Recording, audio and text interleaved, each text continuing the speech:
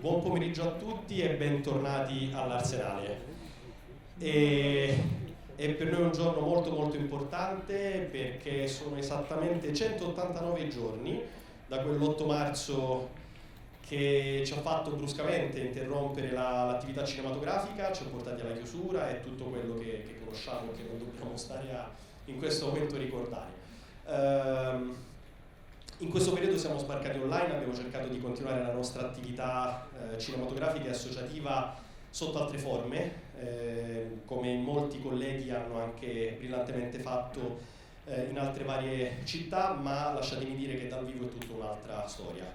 E siamo veramente contenti di ritrovarvi con una sala che si presenta, come vedete, in una veste rinnovata, che ci impegneremo per tutta questa fase che ancora ci vede coinvolti nell'emergenza coronavirus a mantenere igienizzata e ci interesseremo noi a garantire tutto quello che ci viene richiesto dai DPCM nazionali e dalle leggi regionali in materia di pubblico spettacolo.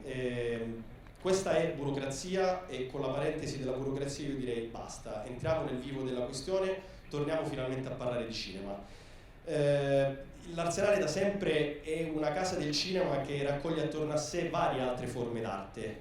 La commistione tra musica, teatro e tante altre forme d'arte da sempre nel programma dell'Arsenale sono come dire, contenuti e mensilmente ci impegniamo sempre a farlo. Non potevamo chiedere di meglio per l'inaugurazione di questa nuova stagione e questa ripartenza che avere un ospite importante per noi come Emma Dante. Grazie Emma per essere qui con noi.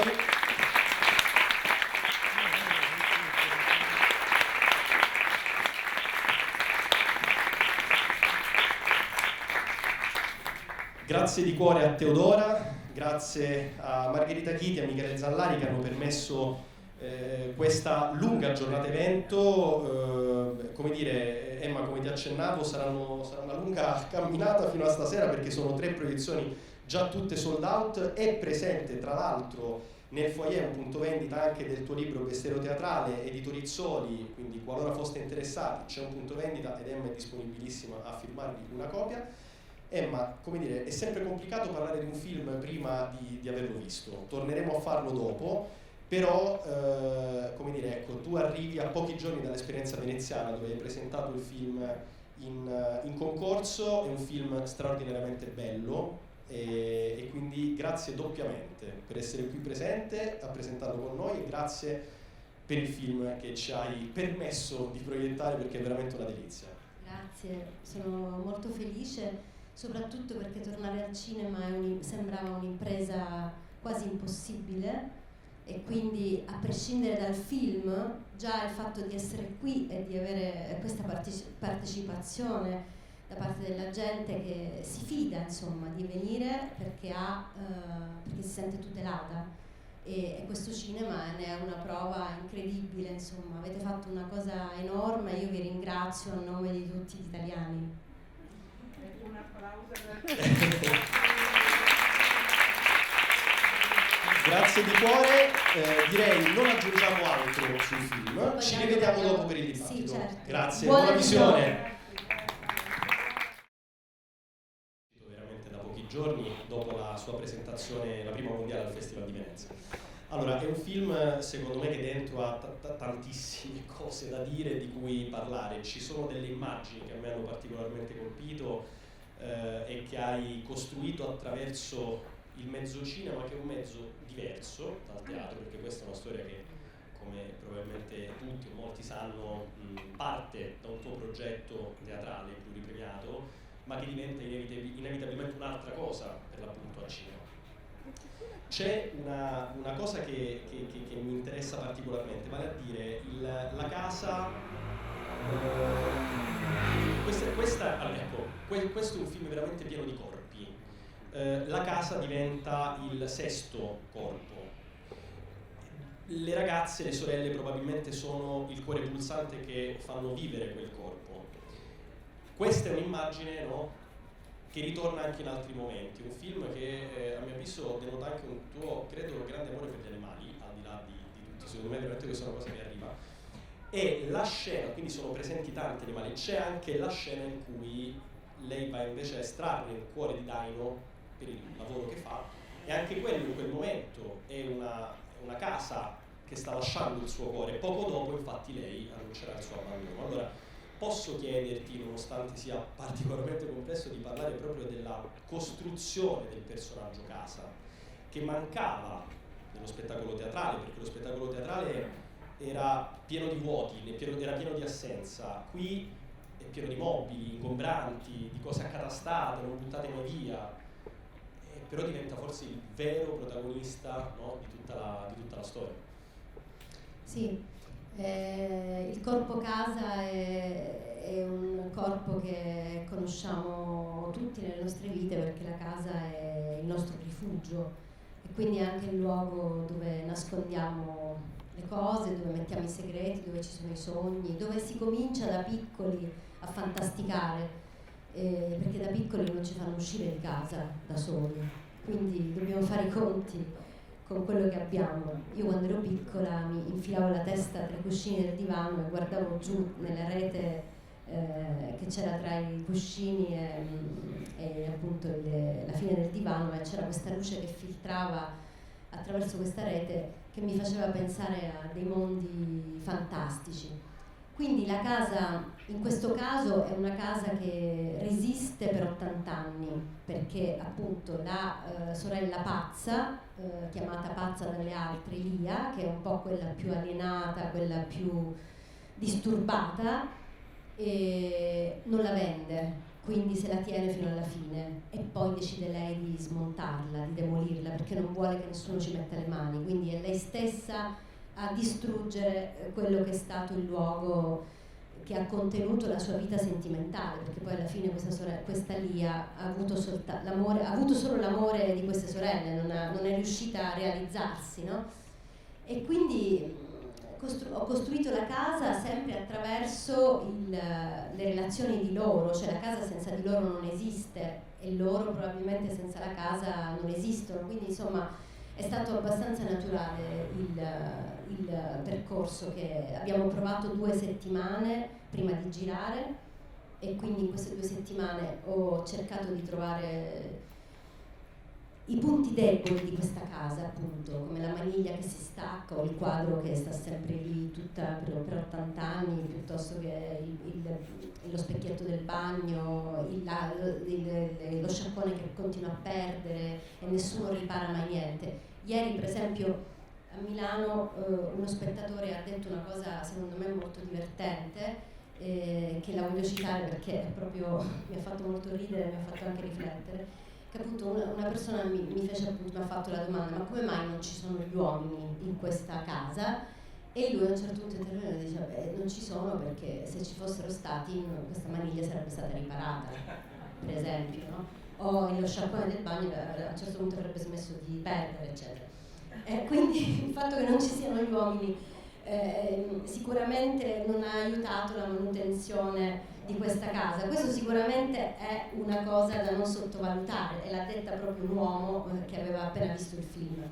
No, e tra l'altro, per chiudere la parentesi proprio sugli animali, questi splendidi colombi con cui hai costruito, se vuoi, proprio sembra quasi un gioco di ombre, nel senso che sembrano loro stessi le ragazze, soprattutto, a parte essere degli animali che tornano, i colombi, proprio a casa, cioè nel loro habitat sanno come ritornarci e ci tornano sempre. E poi la cosa particolare è che non credo sia un caso che spesso e volentieri, quando le ragazze sono fuori dalla casa, siano proprio in 5 ad abitare quelle stanze. Sarà un caso, non lo so. Esatto, sei incredibile, no? Hai notato questa cosa, perché per questo è proprio... Sì, se vuoi ti dico anche dove in cucina sono 5. Sì, in cucina sono 5. Quindi è quasi come se avessi voluto costruire una sorta di prolungamento delle loro anime, in qualche modo. Assolutamente, insomma, questo io non lo dirò mai. Però, l'hai detto tu. Va bene, allora passiamo la parola a voi per domande e curiosità sul film. Ma poi c'è una cosa, scusa, che voglio dire sui colombi, perché appunto sono molto... Certo. che dicevi appunto, la peculiarità di Colombi, questa colombaia in realtà esiste in questa via dove è stato girato il film, che sta proprio lì in via Messina Marini, la colombaia del signor Piero, che l'ha ereditata da suo padre, da sua nonna, eccetera. Sì. E la colombaia ha una caratteristica: i colombi che nascono in una colombaia torneranno sempre lì tutta la vita, anche se quella colombaia avrà le finestre murate. Per cui noi possiamo far partire dei colombi da questo cinema, e quei colombi che vivono in quella colombaia, in quella città, e loro ritorneranno lì, esattamente lì.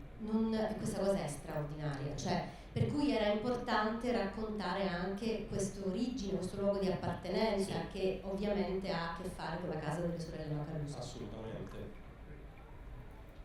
Chi rompe il ghiaccio? Ma non necessariamente ci devono essere delle domande. Se no io posso procedere con un'altra curiosità di tutt'altra natura, nel senso che il film si costruisce attraverso delle immagini anche iconiche molto importanti, ma soprattutto io ho trovato assolutamente geniale l'utilizzo che fai di alcuni brani che hai scelto, musicali, che raramente nel cinema italiano non servono a colonna sonora ma diventano narrativi. Cioè è palese ed evidente quanto quei testi, che si tratti di De André, riletto da Battiato o della Nannini, ti servano per integrare quelle parole, no? E giocare magari anche di incontro-scontro, perché mi viene in mente il momento in cui in piena estate le ragazzine stanno andando, no? A mare ed è inverno. Però in quel caso, ad esempio, ecco, inverno dice in un primo momento ma tu che vai, ma tu rimani, quindi no, ti invita, e poi nel secondo momento ma tu che stai, perché rimani? Ecco, anche lì ti chiedo la scelta. Sì. Questa è stata la frase che mi ha fatto poi capire che era la canzone giusta, perché in realtà è la domanda che noi facciamo a chi se ne va. Certo. Nel senso che quando perdiamo una persona che abbiamo amato, che ci è stata vicina, eccetera, noi gli chiediamo: ma tu che vai, perché rimani? Cioè, perché rimani? Perché comunque rimani. E allora se rimani è un dolore questo, e nello stesso tempo io devo prendermi cura di questo tuo restare. Certo.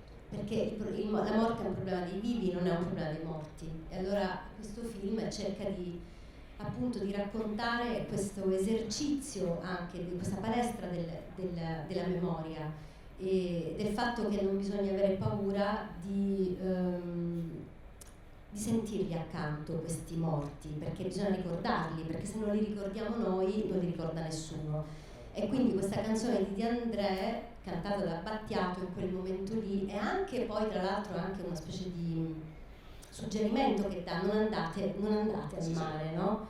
Perché rimani, cioè non andare. Però poi dopo dice: ma tu che vai, perché rimani? È la domanda che tutti quanti ci siamo fatti quando abbiamo perso qualcuno: perché rimani qui e io non posso vederti, non posso parlarti, e in che modo io posso tenerti in vita? Questa insomma è la domanda. Al pari del Sei sola al mondo, meravigliosa creatura. Sì, quella è la finale. Quella canzone è messa forse nel posto sbagliato, nel senso che forse quella canzone andava messa al posto di Battiato, che canta inverno mentre siamo in estate. E no, ma è voluto, cioè nel senso che esatto, è un cortocircuito, è un cortocircuito che secondo me funziona molto bene, perché nel momento in cui siamo felici esiste la paura dell'infelicità, cioè esiste appunto la possibilità dell'infelicità. La possibilità dell'infelicità non esiste quando siamo infelici, esiste quando siamo felici, per cui era una canzone che poteva in qualche maniera scatenare questo piccolo cortocircuito e farci riflettere sul fatto che proprio nel momento in cui c'è un'esplosione di vita, di libertà, di giovinezza, noi sentiamo il peso del dopo, di quello che accadrà, insomma. Eccola, c'è una domanda lì.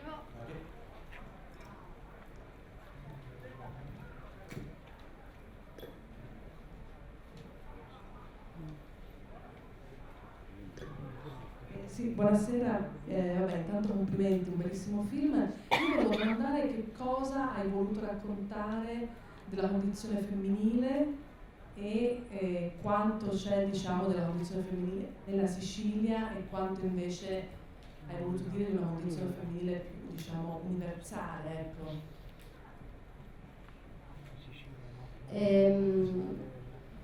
La condizione femminile c'è nel momento in cui appunto è una famiglia di donne, quindi è inevitabile la sua condizione femminile. Non lo so se è siciliana, universale. Se lei si è ritrovata vuol dire universale. Se invece si ritrova soltanto una donna siciliana, di quel tipo di, insomma, è locale. Spero che questo film sia universale, ma non vuole assolutamente prendere una posizione femminista rispetto a una posizione maschilista, non vuole fare questo. È semplicemente naturale il suo processo, come è naturale quando vediamo un sacco di film che parlano di una squadra di calcetto, per esempio, o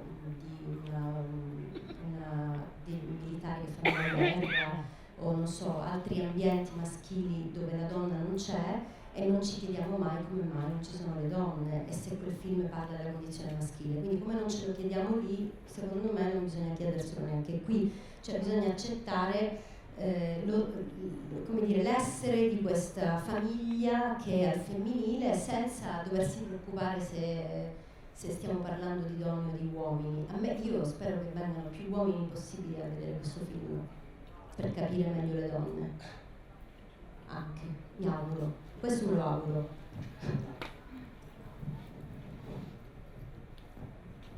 Ecco l'uomo. Sì, dico, giustamente avete detto 5 corpi le donne e 6 corpi la casa. Io credo che sia un 7° corpo un po' mutilato, perché Mondello, Fimoreto, il litorale, diciamo, e direi anche il tipo di arredamento è Palermo, ma manca qualcosa, la lingua. La domanda? È una considerazione? Perfetto. Manca sempre qualcosa. Fa parte del gioco al massacro che è l'arte, mancherà sempre qualcosa ed è giusto che sia così, perché sennò poi dopo uno si ferma e non sa più che cosa fare.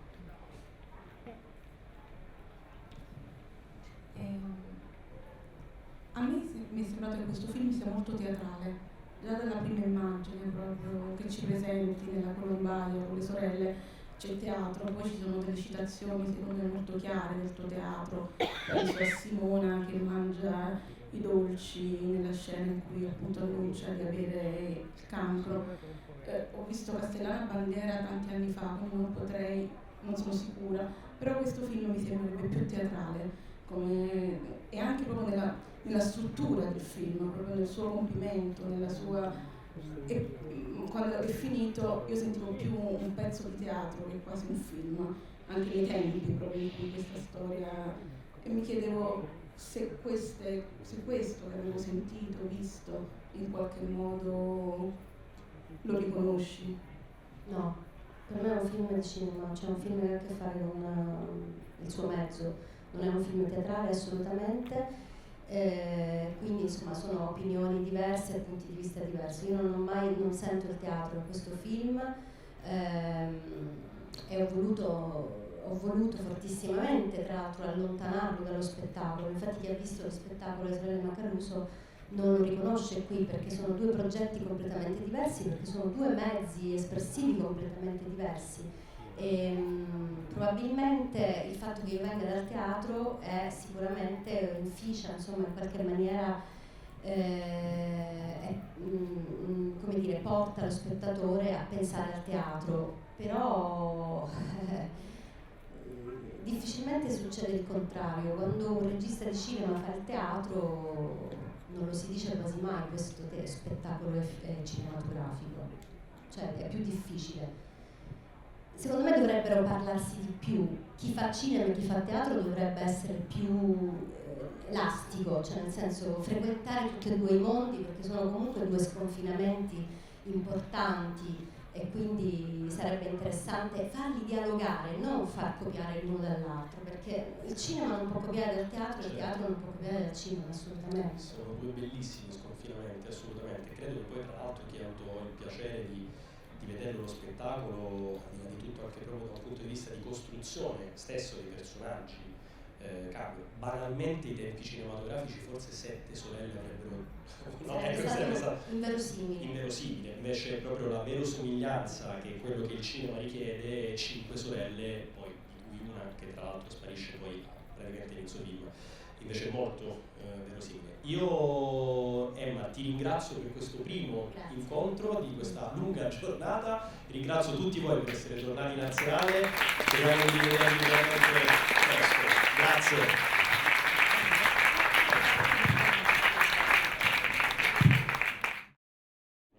È stato a Venezia un'esplosione lunghissima di applausi e sono veramente felice che anche qui insomma il film abbia avuto questo tipo di accoglienza. Io come dire, rompo il ghiaccio, poi mi farebbe veramente piacere passare la parola chiaramente al pubblico per delle domande, delle curiosità, e rompo il ghiaccio partendo da quello che è il tema, che evidentemente era già presente nello spettacolo, e quindi il racconto della compenetrazione tra la vita e la morte.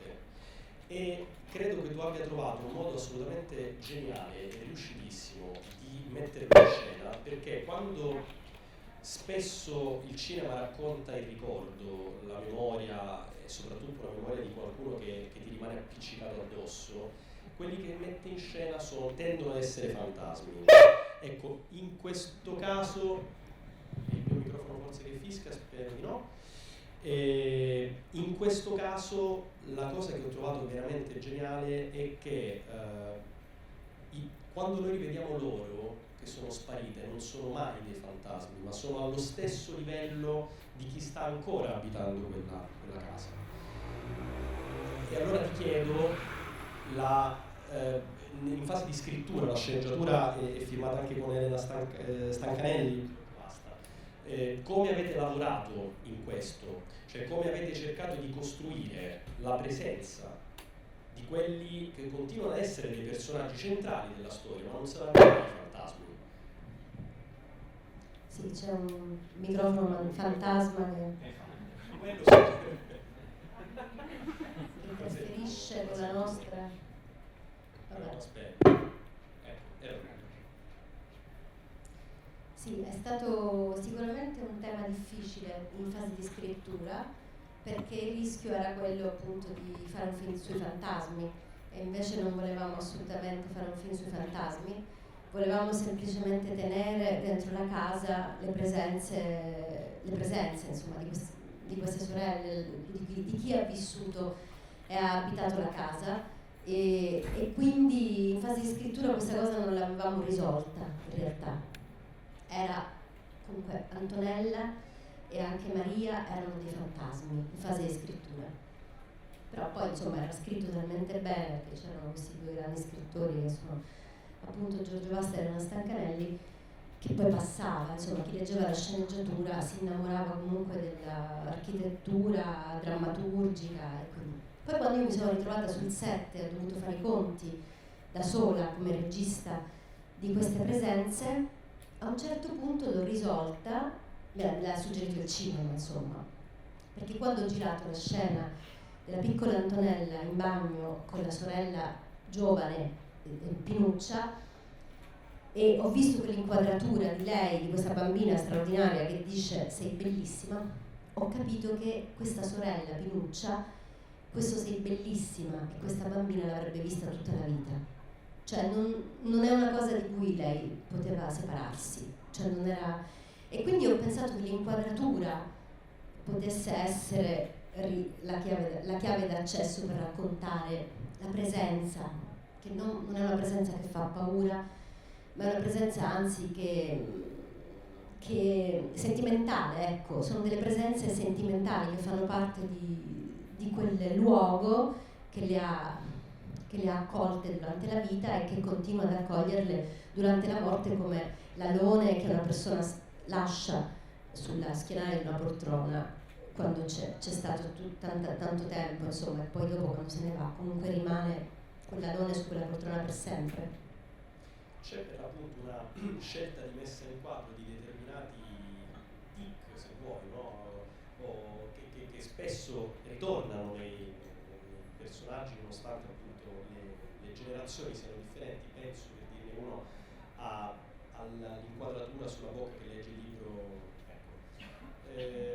Per come hai lavorato con le 3 generazioni di attrici, nel senso, dovendo andare ad avere una ripetizione, no? Proprio per quello che dicevi un attimo fa, loro hanno lavorato insieme, se posso... Sì, hanno lavorato insieme, sì. La Pinuccia piccola, giovane, la Pinuccia adulta e la Pinuccia anziana hanno lavorato insieme durante 2 settimane di prove prima delle riprese, e la stessa cosa per le altre sorelle, perché in realtà io non volevo delle sosia, cioè non ho cercato mai delle attrici che fossero identiche per tutte e 3 le fasi della vita, o le 2 fasi della vita, perché insomma, poi Maria rimane bloccata nei suoi 40 anni.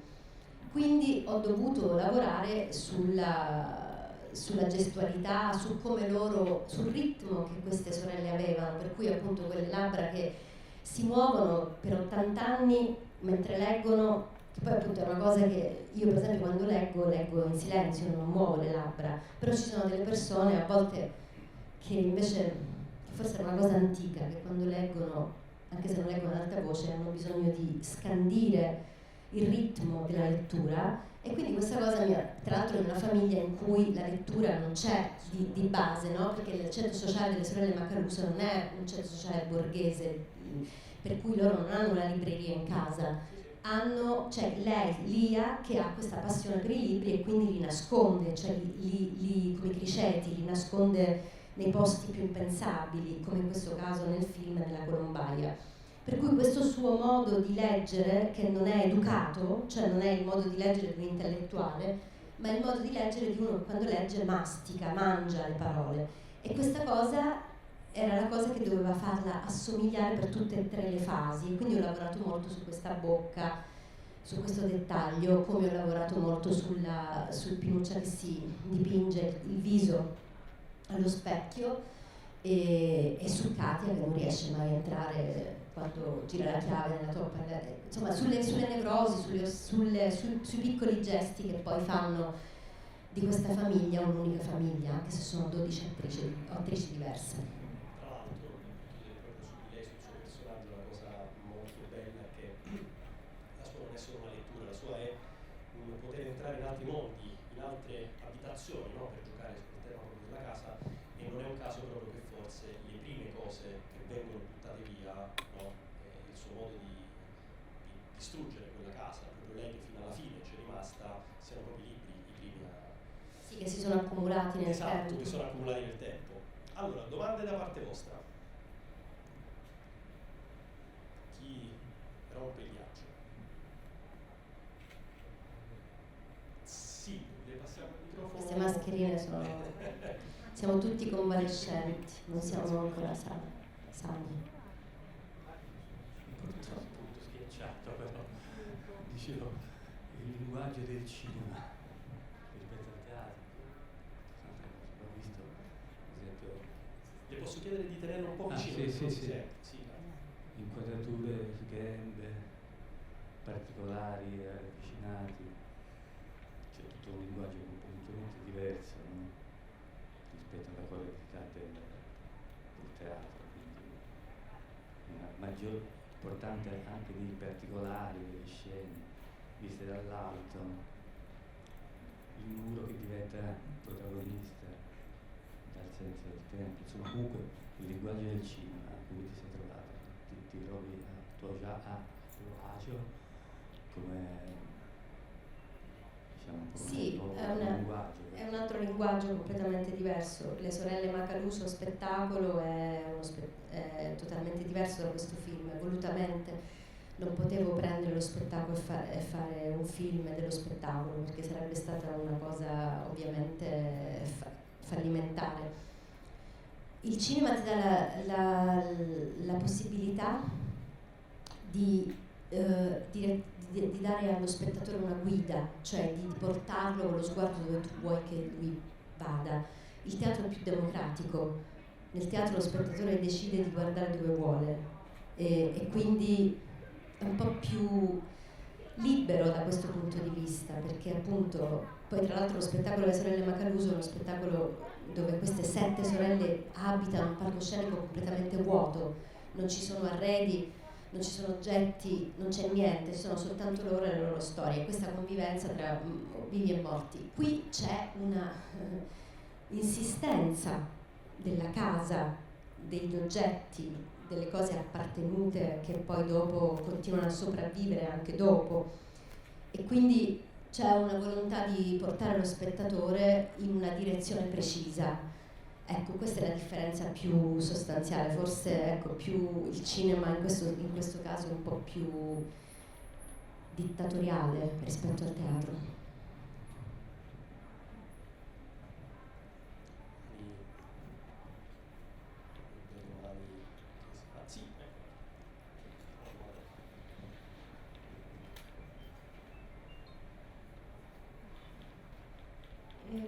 Innanzitutto volevo ringraziarla, è stata una grande emozione e volevo chiederle il rapporto con il mare. Si pensa generalmente al mare come orizzonte aperto, mentre invece il ruolo dell'acqua mi è sembrato che fosse più claustrofobico, più chiuso, più uno spazio di tensione, e quindi poi alla fine la scena finale, c'è proprio l'ultima immagine che ci lascia, che invece è finalmente l'orizzonte aperto.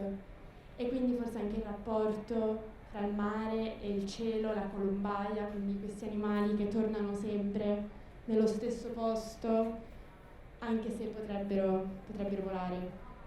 Quindi sì, i colombi, la peculiarità dei colombi è che tornano sempre alla colombaia di origine, questa è proprio una legge animale di quegli animali. Infatti la colombaia, l'esterno della colombaia nel film è quello che, cioè la vera colombaia, perché non avremmo potuto farli rientrare dalle finestre in una colombaia ricostruita, quindi abbiamo ricostruito soltanto l'interno della colombaia. L'esterno è stato appiccicato in VFX alla palazzina, perché non avremmo mai potuto vederli rientrare, invece i colombi qui rientrano nella colombaia, nella casa, e questo era una cosa insomma necessaria ovviamente. Il mare, l'acqua è presente in questo film perché c'è un'ossessione che è quella appunto della morte nell'acqua, la morte nel mare, quindi la morte nell'acqua, e poi soprattutto dentro la casa all'inizio del film c'è questa vasca piena di acqua, perché in quegli anni, io me lo ricordo, non c'era l'acqua corrente e quindi c'era l'abitudine di riempire la vasca da bagno per poter tirare l'acqua quando andavi in bagno, per poterti lavare, eccetera. Per cui io mi ricordo sempre questa vasca nel bagno di casa mia, con la bacinella che galleggiava e che bisognava usare con molta parsimonia, perché non c'era l'acqua. Ecco, e quindi noi avevamo i bidoni in casa e questa vasca che riempivamo quando l'acqua arrivava un giorno sì e 3 no, e quindi era importante insomma tenerla quest'acqua. Quindi poi dopo il fatto che la ragazzina muore nel mare, quindi in questa vastità d'acqua, ovviamente dà nel suono ha una sua importanza, per cui c'è sempre questo ritorno del sciacquone che perde, del rubinetto dell'acqua aperta, della vasca da bagno, del mare, del fiume. Che tra l'altro, ritornando proprio sulla vasca, è molto interessante anche l'elemento, cioè la sorella, diciamo quella scaldissima, che quasi fosse una sub, no? Immagina di calarsi nell'acqua come se fosse. Siete degli eroi, scusate, sì, con le mascherine, in questo caso siete degli eroi, veramente, un applauso a tutti voi. Assolutamente sì. Dicevo, il calarsi, quindi il fingere, immergersi in acqua, così come il fingere della ragazzina, della sorellina più piccola, del truccarsi o del ballare. Ecco, c'è sempre una simulazione, quasi una simulazione del reale, no? del cercare qualcosa di una vita, una simulazione di vita che però si costruisce dentro un ambiente che anticipa sempre qualcosa che poi in realtà diventa magari il suo contrario, inevitabilmente. Questa è una cosa che effettivamente ritorna. Abbiamo tempo ancora per una domanda. Tempo per un'ultimissima domanda.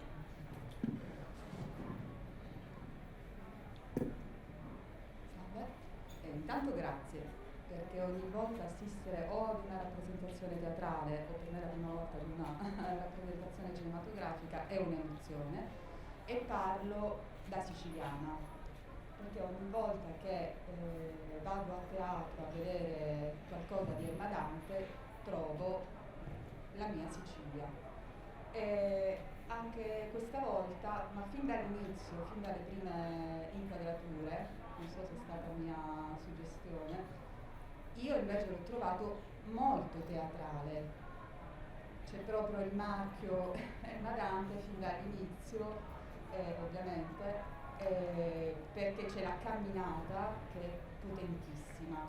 Cioè queste attrici non so se siano anche attrici teatrali, ma la potenza, no? Di calcare proprio la scena con quella camminata forte, così come la camminata degli attori teatrali. Poi l'insistenza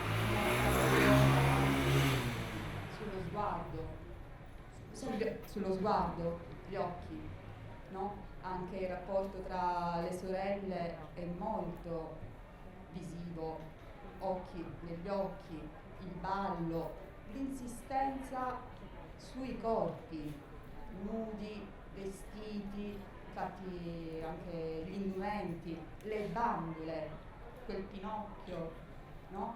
E poi appunto anche l'ingordigia dei dolci di Maria nella scena, no? Quella mi ha fatto proprio male, è stata una botta. E quindi non so come mai, mi chiedo, ha sentito l'esigenza di trasporlo, anche se completamente diverso, io l'ho visto nel 2016 Le Sorelle Macaluso a Pistoia, a Prato, ha sentito l'esigenza di trasporlo cinematograficamente? Sì, io non trovo che questo film non sia per niente teatrale, per cui appunto siamo su due piani completamente diversi.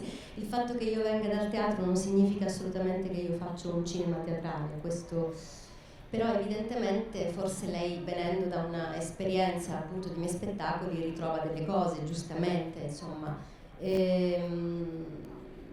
L'idea di farlo diventare un film è stata anche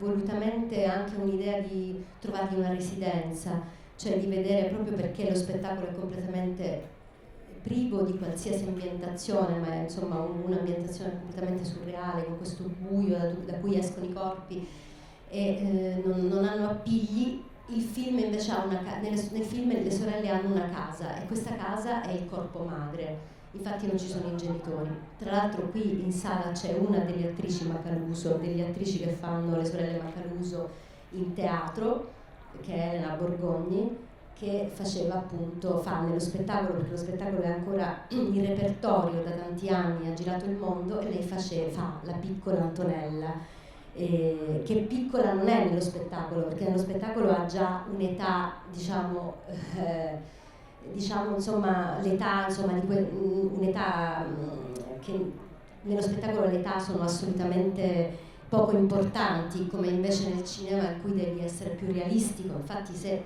appunto questo film non è teatrale proprio perché racconta anche la metamorfosi dei corpi, racconta queste sorelle all'inizio della loro carriera di sorelle, quando appunto c'è il primo appuntamento con la morte, e poi le vediamo, entriamo nella loro casa sempre quando noi entriamo, perché noi siamo la morte, nella mia idea. Noi spettatori siamo quello sguardo che le fa morire. Per cui entriamo nella casa per 3 volte e queste 3 volte in cui entriamo le facciamo morire. Per cui, ecco, questo con lo spettacolo veramente non c'entra niente. Lo spettatore è molto più lontano nello spettacolo da quella storia di quanto invece non lo siamo noi, che quella storia in qualche maniera la provochiamo, cioè quelle morti le provochiamo, insomma, guardandole. Bene, io Matti ti ringrazio di cuore per questo grande regalo di apertura, ringrazio tutti voi per essere stati. Volevo solo, scusami, dire un'altra cosa importante, perché fuori nel foyer c'è un libro che è nato insieme a questo film, che è stato curato da Anna Barsotti, che è qui in sala anche lei, insomma la serata degli amici questa, scusate, ma delle persone che mi accompagnano da tanti anni nella mia carriera e che non smetterò mai di ringraziare per la loro cura e il loro amore. Questo libro è nel foyer ed è curato da Anna Barsotti, che è qui con noi e che ringrazio della sua presenza.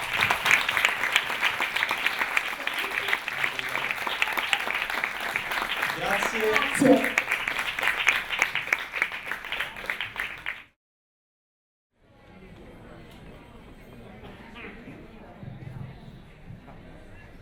Allora, buonasera a tutti. Giungiamo al terzo spettacolo, al terzo evento dedicato alle sorelle Macaluso. Abbiamo il piacere e l'onore di avere Emma Dante, la regista, a distanza di pochi giorni dalla presentazione della prima mondiale del Festival di Venezia. È per noi un incredibile...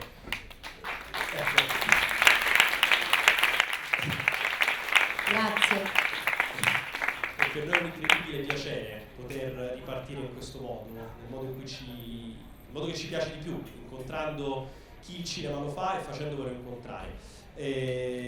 Mai come questa volta era importante, proprio perché, come dicevo anche nella proiezione precedente, amiamo molto il connubio tra le arti. Questo, ci tengo a dirlo, è un film, lo dico io questa volta, ecco, questo è un film che si distacca dal linguaggio teatrale, perché è vero che proviene dallo spettacolo, ma con lo spettacolo molto poco ha a che fare. Siamo nel cinema puro, nel cinema di qualità, e siamo in una storia di 5 sorelle in una Sicilia calda. Il film si apre in una... Ecco, ora cercheremo di raccontarlo per quello che possiamo senza raccontarlo. E soprattutto, appunto, dicevo, però questo sì, lo possiamo dire, lo possiamo anticipare, tornando a quanto dicevamo prima, non è una storia di fantasmi. Su questo io voglio tornarci, perché il cinema italiano spesso, ma non solo quello italiano, in generale il cinema, la memoria di qualcuno che ci è caro e ci ha, no? E ci ha date volte, insomma, è venuto a mancare, viene raccontato proprio da un punto di vista iconico, in scena, come se fossero dei fantasmi. Qui no, qui sono delle presenze che rimarranno sempre ad abitare quel luogo che è la casa, che se vuoi è la sesta sorella, anzi, meglio ancora, è la madre di tutte loro. Sì, la morte in questo film non è un tabù e quindi è accettata, non si sa bene dove collocarla, però è un evento naturale che esiste e che rimane. Le persone che muoiono, che ci hanno accompagnato nella vita per un po' di anni, insomma, che abbiamo amato, rimangono. Infatti c'è a un certo punto un brano bellissimo di De André, Inverno, cantato da Battiato, che dice proprio questa frase: ma tu che vai, perché rimani? E quindi è un film che appunto segue questo sentimento. Le persone che muoiono rimangono vicino a noi e noi dobbiamo fare un esercizio della memoria, cioè dobbiamo cercare di non dimenticarle. E la casa come un luogo, come corpo madre, perché la casa in realtà che ha partorito queste sorelle, che le accompagna nel corso di 80 anni della loro vita, le tiene in custodia, sia quelle vive che quelle morte, e non se ne vanno, cioè c'è un legame fortissimo, morboso, che le tiene insieme, che è un legame anche con gli oggetti che gli sono appartenuti, con i mobili, che nel corso della vita sono rimasti anche alcuni sempre un po' sempre gli stessi. E quindi lo sguardo è anche all'interno di questa casa su questi arti e organi interni della casa che fanno parte di questa vita. Un'altra cosa che possiamo dire e che non svelerà nulla, perché poi già quasi dalla prima sequenza, insomma, scoprendo la casa, lo vedremo, la casa è piena di oggetti, è molto piena, molto ricca. Questi 5 corpi di donne si muovono in una casa dove devono proprio spostare gli oggetti per passare, che invece da dove veniamo, quindi dallo spettacolo di 6-7 anni fa, era proprio l'assenza quello che colpiva, l'assenza di oggetti. Erano corpi che si muovevano, interagivano tra di loro, ma in degli spazi completamente vuoti. Ecco, questa è una riflessione che secondo me possiamo, senza spoilerare quello che dice in questi casi, forse è un percorso che questo possiamo tracciarlo. Ecco. Sì, il palcoscenico era completamente vuoto e loro venivano dal buio del teatro e ritornavano nel buio. Quindi insomma è proprio un'esperienza completamente diversa e qui appunto, come abbiamo detto, c'è un tentativo di lasciarsi andare non tanto a una trama, perché la trama di Sorelle Macaluso è una trama anomala, non convenzionale. In realtà noi entriamo nella casa in tre momenti, diciamo tre momenti traumatici della loro vita, che appunto sono gli appuntamenti con la morte. Entriamo in questa casa in tre momenti sbagliati e quindi nel momento in cui ci entriamo siamo anche un po', come dire, partecipi di questa veglia. Non è soltanto un film, non è un film, perché poi uno magari si spaventa, non è un film, è un film sulla morte, ma è molto vitale. È un film vitale sulla morte. Quindi bisogna lasciarsi andare in questo senso, non bisogna pensare che la morte sia un fatto soltanto negativo. Per me che l'ho conosciuta molto presto, in maniera prematura, con i miei cari che se ne sono andati molto presto, per me è stata un'esperienza anche straordinaria, perché ho trasformato questo lutto atroce che ho avuto attraverso il mio talento in qualcosa di straordinario e continuo ancora, e lo farò per tutta la vita, a tenere accanto a me quelle persone che se ne sono andate. Questo film è un tentativo di tenerle con me. Per chiudere, c'è un'immagine che hai utilizzato prima, quando raccontavi che te ragazzina immaginavi dei mondi, dei luoghi, no? Banalmente andando a guardare sotto il divano. La prima immagine che vediamo è uno scavare un buco, una fessura, per guardare oltre. Allora, è chiaro che il cinema, come l'arte, spesso e volentieri molti elementi autobiografici, ma ce lo stai dicendo, insomma, ci sono. Quello sguardo oltre. Quel buco sono io bambina che mi faccio un buco per fare il cinema. Per me il cinema è guardare dentro l'obiettivo e vedere questa storia da lì. È un modo, è anche una ferita della casa, cioè per fare comunque un'opera, un artista che fa un'opera, che crea un'opera, la deve per forza creare per guardare fuori da una finestra, per guardare il mondo, per cui quel buco è una specie di finestra sul mondo che queste ragazzine sin dall'inizio si scavano per guardarsi, insomma, per guardarsi insieme a voi. Esatto, insieme a voi in maniera speculare state per entrare in una storia straordinaria. Io non posso che ringraziarti, Emma, veramente per questo tour de force che ti abbiamo fatto. Figurati, è un piacere. Ringraziamo voi per essere stati veramente così numerosi e per combattere il caldo, evidentemente, perché le mascherine, ma purtroppo, ecco, questo non l'ho detto prima, evidentemente noi ci impegniamo al massimo e ci impegneremo al massimo per cercare di sanificare sempre gli ambienti e di farvi tornare al cinema, a godere del buon cinema nella maniera sicuramente più sicura. Quindi grazie a voi, grazie ad Emma e grazie a Teodora Film che ci ha permesso questa straordinaria ripartenza. Buon film. Buona visione. Grazie.